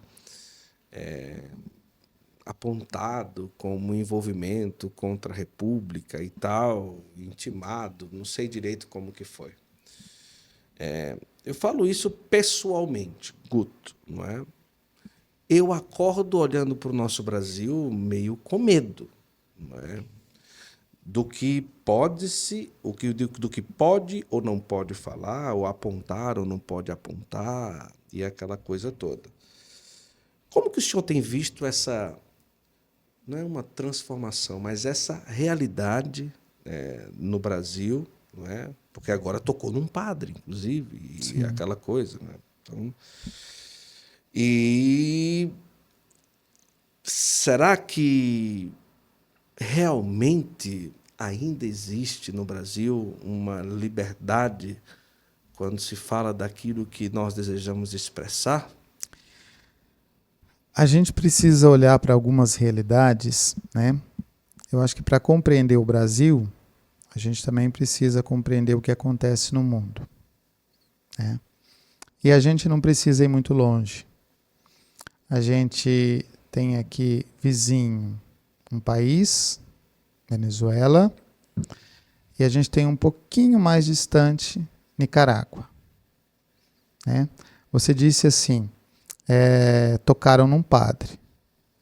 Daqui a pouco vão tocar nos bispos. A mesma coisa que aconteceu na Nicarágua. Né? Por quê? Porque uma liberdade de expressão significa que nós temos que dialogar com responsabilidade. Claro que a liberdade de expressão ela supõe uma responsabilidade e uma responsabilização. Eu não posso falar o que eu quero, do jeito que eu quero, em qualquer lugar, em toda situação. Então tem que ter liberdade com responsabilidade e responsabilização. Acho que isso é uma coisa. Aí você tem como dizer, por exemplo, espalhar fake news. Isso é contrário à liberdade, porque é falso. Isso gera um pânico, uma situação assim. Então, ninguém pode ser a favor de fake news, de mentiras espalhadas, né? Por outro lado, a gente fala controlar, dizer o que você pode dizer, o que não pode ser dito, dizer o que não é, como é que não é. Nós estamos caminhando para um Estado que tem um controle absoluto. Você já leu 1984, que é o livro que dá origem a um famoso reality show que está acontecendo? Né? Não, nunca. Nunca leu? Vale a pena. Né? É um Estado que controla todas as coisas por câmeras, sabe tudo que tal. Então parece que a gente está caminhando a passos largos para isso. No Brasil, mas isso já está acontecendo ali fora. Né? Nós já tivemos religiosas que foram expulsos da Nicarágua. Nós já tivemos bispos que foram expulsos. Né? E ninguém fala sobre isso, ninguém se posiciona sobre isso, ou pelo menos a gente não escuta tanto posicionamento sobre isso. Nós temos situações, e tudo começa assim, como uma coisa que parece boa. Porque, sinceramente, parece muito bom, não é? Você falar assim, não, olha, com a intenção de segurar as fake news, nós vamos fazer isso aqui. Parece bom, mas é só isso mesmo.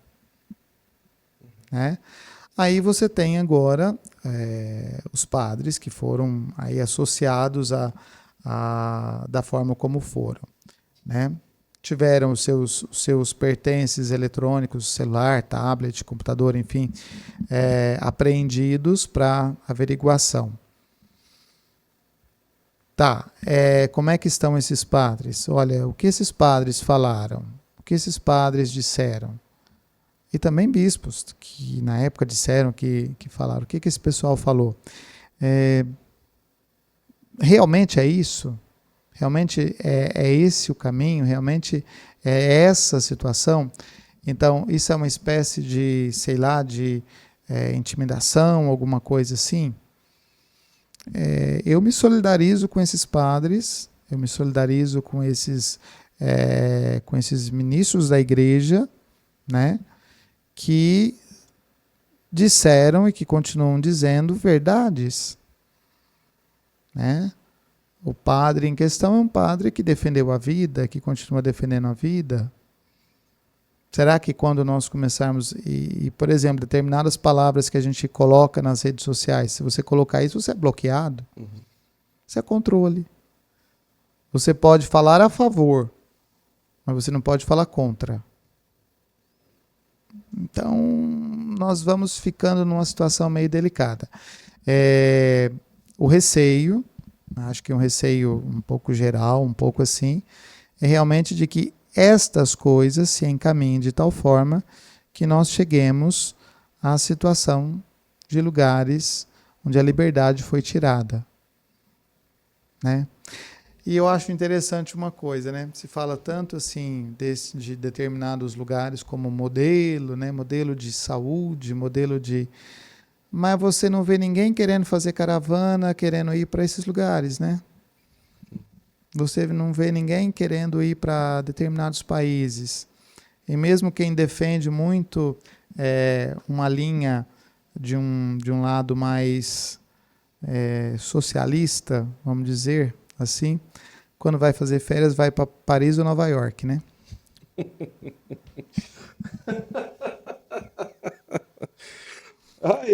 Foi claro ou precisa desenhar? Não precisa desenhar. Ai.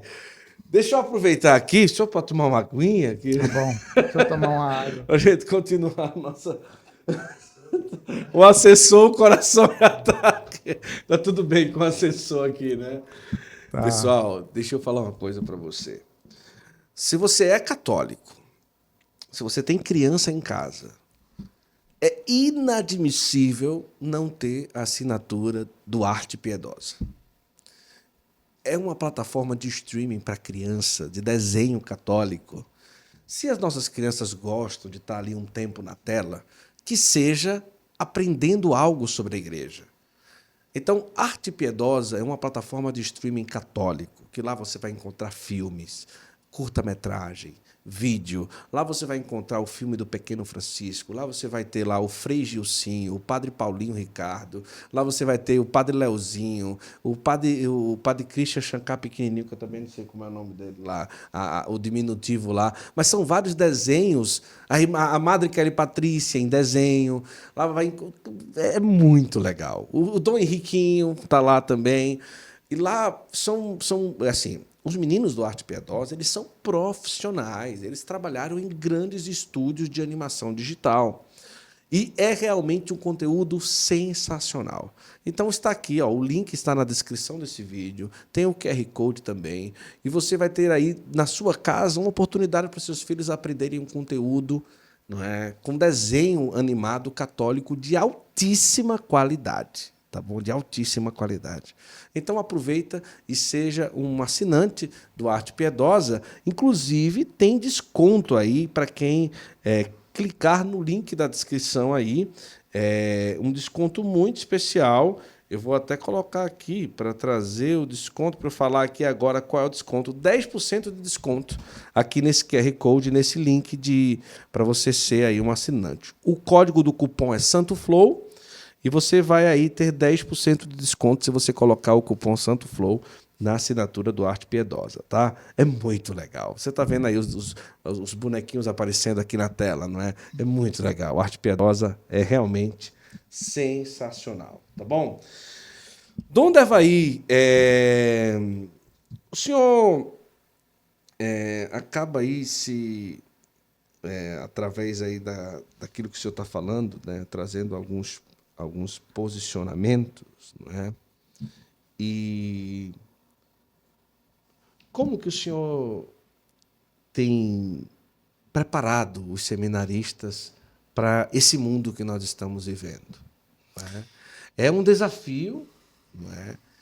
Nós estamos, como é que eu posso dizer, aproximando a realidade da nossa vida de igreja de uma geração que diminuiu o temor diante da igreja, diminuiu o respeito diante dos padres, até diante dos bispos. E os meninos que estão entrando agora serão padres em um tempo difícil de ser padre, de grandes realidades, de situações complicadas. O que é que o senhor tem falado para os meninos? O que é que o senhor tem aí desenhado como formação para os seminaristas que estão lá em Piracicaba? Você tocou num ponto, né, que da dessacralização da igreja, dessacralização da figura do padre, dessacralização da fé, que é um dos pontos que, se a gente avaliar os últimos 50, 60 anos, é um ponto que vem marcando a trajetória da igreja, a dessacralização, né? O que é a dessacralização? É você esvaziar o conteúdo do sagrado, e esse conteúdo que é esvaziado do sagrado, ele se preenche de outras coisas. Então, o homem sempre tem que ocupar o seu tempo, a sua cabeça. Então, quando o sagrado não ocupa esse espaço vai sendo ocupado por outras coisas. Então, a vida não é mais sagrada, a igreja não é mais sagrada, você vê uma igreja pichada, né? A figura do sacerdote não é mais uma figura sagrada, então vai sendo dessacralizado. Uma coisa que eu tenho falado em algumas celebrações de posse é que às vezes você tem um padre jovem e que as pessoas que têm um costume que vêm aqui de trás, quando os padres começaram a deixar, por exemplo, de serem chamados de padres. Não, a gente é tudo igual, né? Olha, no batismo, todos nós somos filhos de Deus. Somos filhos de Deus por causa do batismo. Mas existe um ministério. Então, existe uma diferença ministerial entre o sacerdote e o batizado, que não é uma diferença de grau, qual que é mais importante. É uma diferença de serviço, porque ambos fazem parte do povo de Deus. O povo de Deus é constituído pelos batizados. Então, clero e batizados fazem parte desse povo de Deus. Primeiro ponto. Então, vinha lá de trás um costume assim, eu não preciso chamar o padre, eu posso chamar pelo nome. É o Antônio, é o Joaquim, né? E eu tenho falado isso nas celebrações, dito assim, olha, esses são padres jovens, mas eles são padres. Então, quando se direciona a eles, se direciona como padre e chama de senhor. Isso. E algumas pessoas acham isso estranho, porque assim, querem criar uma proximidade, uma familiaridade que não é próprio disso. O João, o Antônio. Exato, não precisa ter uma distância, mas você precisa saber quais são os limites. E nós viemos de um tempo em que não tem esse limite. Veja, até nas famílias, né? Para mim, quando eu vejo um filho, né, que chega para o pai e chama o pai de você. Você. Nossa, né? Eu sempre chamei de senhor, senhora. Então é uma coisa que, né, tomar benção é uma coisa que, não, mas eu não preciso mais tomar benção. Eu tomo benção da minha mãe até hoje, né? Então é algo assim. Então aí a pessoa chega, vai tomar a benção do padre, o padre tira a mão, o padre não abençoa, porque, mas pera lá, você existe para abençoar. Tanta briga em torno da bênção, e a bênção é justamente para isso, né? Para abençoar as pessoas que vêm aqui, que estão próximas e coisa e tal. Bom, é este mundo que os seminaristas estão sendo formados. Então nós precisamos dizer aos seminaristas o que é certo, o que é errado, o que é católico, o que não é católico, o que é excesso, o que não é excesso. Eu vejo alguns que, por exemplo, querem usar os paramentos como coisa chique. Paramento não é coisa chique, mas paramento tem que ser coisa bonita, tem que ser coisa bem arrumada, tem que ser coisa bem feita, né? Então, se alguém vai usar uma veste sagrada, dizendo assim, isso aqui é chique. Não, isso não é chique, é diferente. Isso aqui é a veste própria do sacerdote, isso aqui é a veste própria do seminarista, né? Por quê? Porque essa é a realidade. Então a gente tem que dizer isso aos seminaristas, dizer o que é certo, o que é católico, o que não é católico. Ah, mas isso não é tirar a liberdade, tirar a liberdade de expressão. Não. Olha, a pessoa pode cortar o cabelo do jeito que quiser. É, mais ou menos, né? Porque não é qualquer coisa que eu posso aceitar. Hoje, às vezes jovens que chegam no seminário, né, chegam desestruturados familiarmente, não sabem nem como se comportar em determinado ambiente. Então a gente precisa ensinar, a gente precisa dizer qual é o caminho. A igreja, ela precisa dar uma direção. E se a gente não ajudar esses jovens a terem uma direção, amanhã, como pastores do povo de Deus, eles não vão saber dar essa direção, né? Então, pode vestir qualquer roupa? Poder pode, mas convém? Como é que um sacerdote se veste? Como é que um sacerdote se comporta? Como é que um padre, né? Ah, o padre pode ir no shopping, sei lá, tomar um chopp? Pode, mas não pode se esquecer que ele é padre. Né? Ah, eu sou padre só quando eu estou no altar. Não dá para fazer uma separação. O que você é e a sua fé ou aquele ministério, você não pode separar uma coisa da outra. Então, formação hoje é uma coisa que demanda. E aí tem gente que não... Ah, eu tenho dificuldade em aceitar isso aqui. Tá bom, você não é obrigado a aceitar. Porta da rua, serventia da casa. Com toda a tranquilidade, com toda a caridade do mundo. Mas a gente tem que ser claro. Porque senão... Tem alguma coisa que o senhor sente falta, que como bispo não consegue realizar, viver, quando estava como padre somente? Como padre, a gente tem uma proximidade das pessoas que é diferente. A gente tem uma proximidade, você tem um povo. Tem um povo, né? Como bispo, você tem uma diocese, você também tem um povo, mas você tem menos proximidade.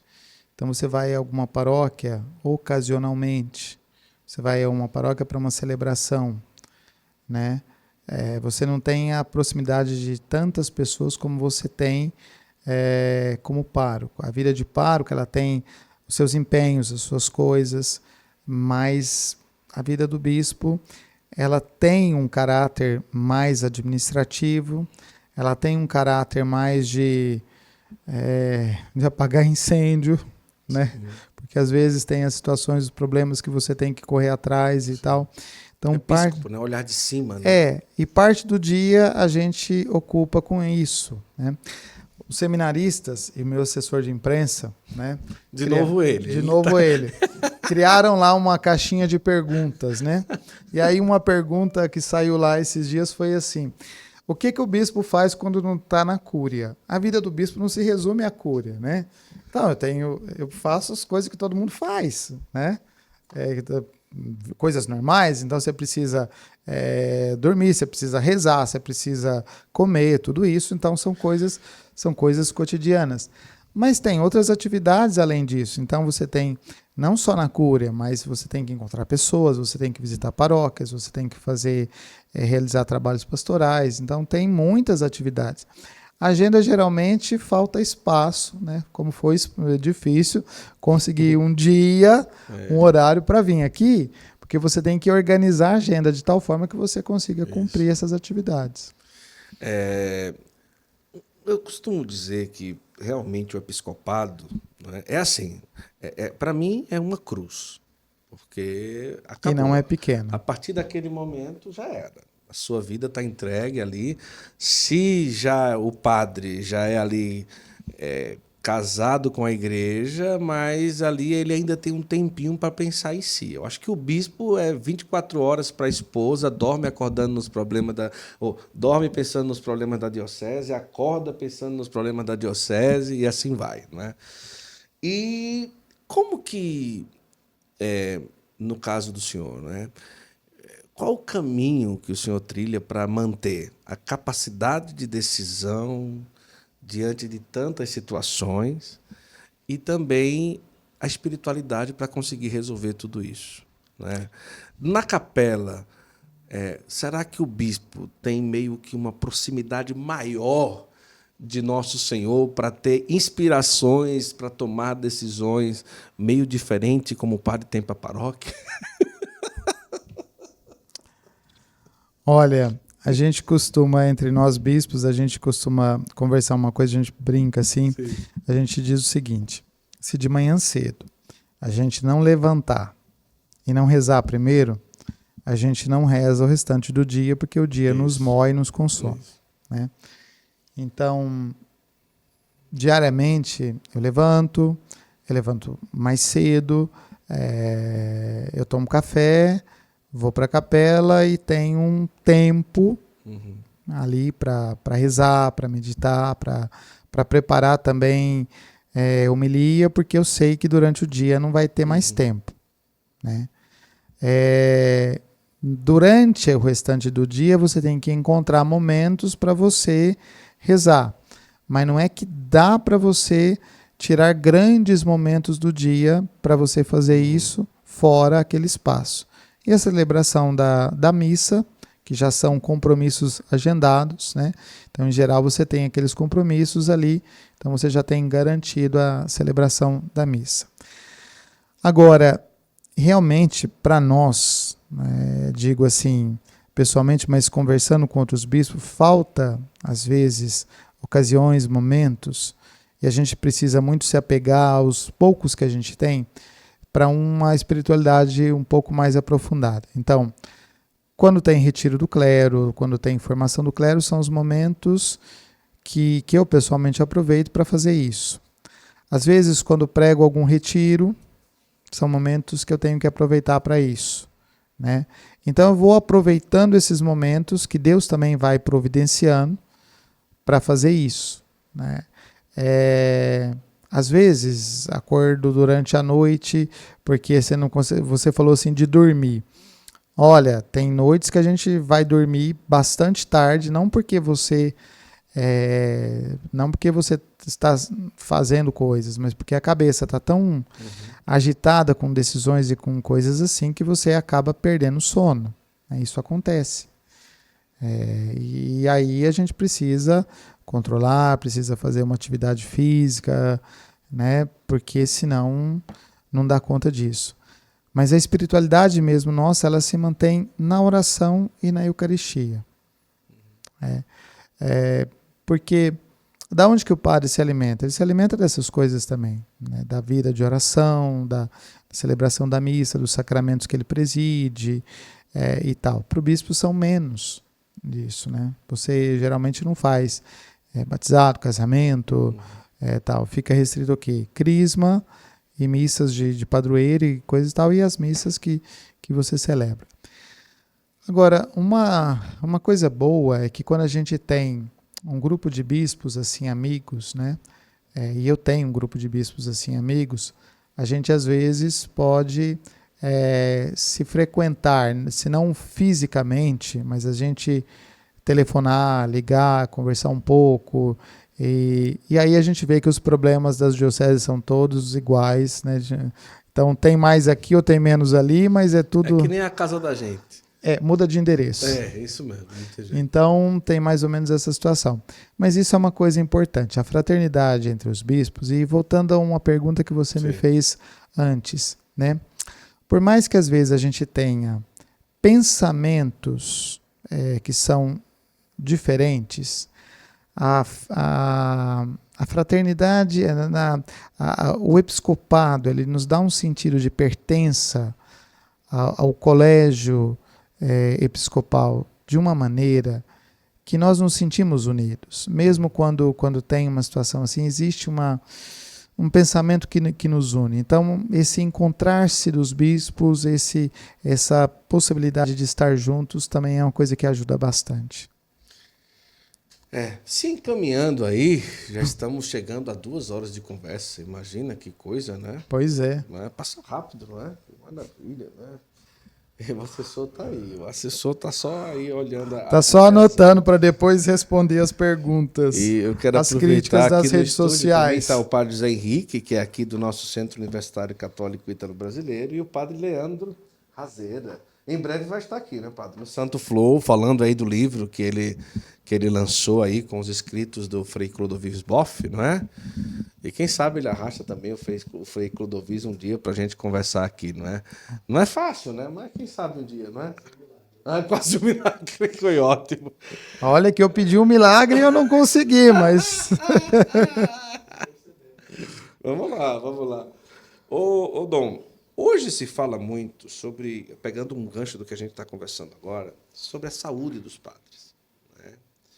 Você tem listas, né, de padres que chegam a tirar a própria vida, né, que estão realmente muito mal, quando se fala de depressão, síndrome do pânico, burnout e tantas outras coisas que se tem por aí. Entre os bispos, se comenta ou se levanta preocupações que são relacionadas a isso? É realmente uma realidade essa situação ou esse tempo que nós estamos vivendo no mundo dos padres, na realidade do sacerdócio em si? É uma realidade, sim. Existe... Talvez meio do que do mundo inteiro, não só dos Sim, sacerdotes, eu mas acho falando...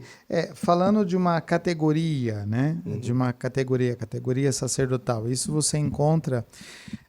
o mundo atual, da forma como nós vivemos, nós temos uma percepção de tempo diferente dos nossos avós, dos nossos bisavós. Nós temos uma percepção da realidade diferente. E isso se reflete também sobre o sacerdote. Na passagem do ano 2000, eu lembro de uma pesquisa, de um livro que saiu, até foi coordenada na época, se não me engano, pelo Antoniazzi, e a pergunta era: padre, você é feliz?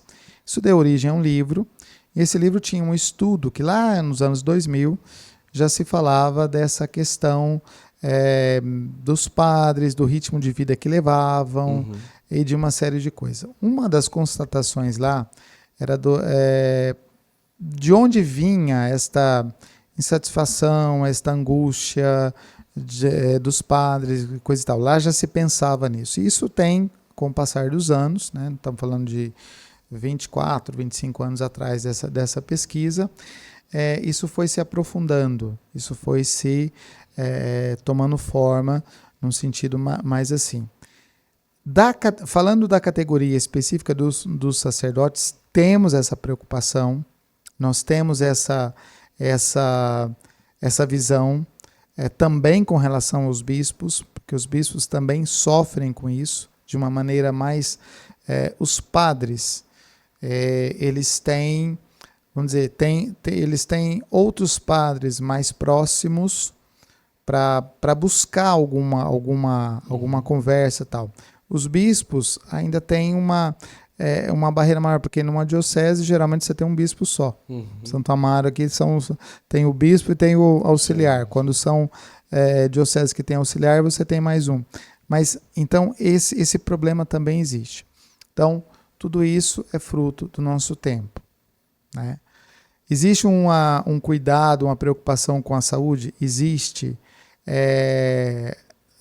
Me lembro que no ano passado, na formação, no dia de preparação para a quaresma dos padres, eu disse uma coisa: o padre que não se cuida, que não cuida da sua saúde, ele tá pecando de alguma forma contra o próprio ministério. Por quê? Porque se ele não cuida bem de si mesmo, ele deixa de ter condições de cuidar do rebanho que foi confiado a ele. Então, o cuidado com a saúde é um ponto importante. E o que significa cuidado com a saúde? Boa alimentação, uma prática de esportes, buscar hábitos saudáveis, né? O que é um hábito saudável? Ter horário para levantar, ter horário para se deitar, né? Ter um ritmo de vida. O ritmo de vida é uma coisa importante. Isso o seminário nos permite. Você ter um ritmo de vida, né? Você tem momento de estudo, momento de alimentação, momento de oração, você tem todo um ritmo. Então, levar isso para a vida, porque com facilidade a gente abre mão disso depois morando sozinho ou estando sozinho. Por quê? Porque ninguém te controla. Mas isso faz parte de uma vida saudável, esses hábitos. Então, tudo isso é um conjunto. Junto com isso, nós temos as situações modernas das redes sociais, das amizades, das ligações entre pessoas, Sim. que leva ao problema, às vezes, da solidão do padre, que vai buscar recurso ou que vai buscar refúgio em outra situação e coisas do tipo. E aí você tem problemas que vêm junto com isso, né? Alguém diz assim, mas se os padres se casassem, resolveria o problema. Você tem um punhado de gente que é casada e vive uma solidão danada. Né? Então não é esse o problema, esse é um problema interno. Mas se os padres se casassem, teria menos padres suicidando. E você tem número também de gente que se suicida, casado e coisa e tal. Então não é essa a questão. É um conjunto de fatores que precisam ser trabalhados. Isso nós temos discutido, nós temos números, temos dados. Às vezes a imprensa faz um pouco de alarde com esses dados, né? Porque quando se publica uma notícia, nem sempre aquela notícia vem embasada nos fatos reais que levaram àquela situação, né? Mas é um conjunto de coisas e é uma preocupação. E a gente conversa sobre isso, sobre a saúde dos padres, a gente tem essa preocupação, né? De vez em quando eu vejo um padre assim, que tá fazendo, eu pergunto, mas quando que é seu dia de descanso? Eu procuro também fazer o meu dia de descanso, né? E esses dias teve um bispo que foi Dom Falcão, né? Dom Falcão falando sobre o descanso dos padres. E Dom Falcão tem razão. Na segunda-feira, que é dia do descanso do padre... Não ligue para ele, não. Não ligue para ele, não. Não fique chamando, não fique fazendo isso.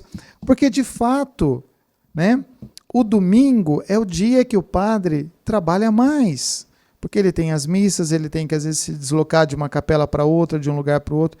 Então, se o descanso dele é na segunda, alguns padres fazem na terça, na quarta e tal, mas é o dia do descanso do padre, deixa o padre descansar.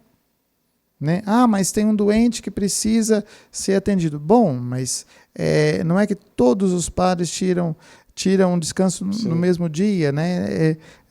Procura... mas eu tenho que me confessar, tem que ser hoje. Olha, mas hoje o padre não está. Né? E a gente precisa manter isso, porque é algo que faz bem.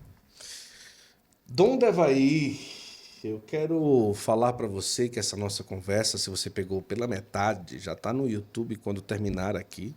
A partir de amanhã, Spotify, Deezer, Google Podcast, Apple Music, os cortes no TikTok, no Kawaii, no Instagram, em todo lugar você encontra aqui um pouco do nosso Santo Flow, tá?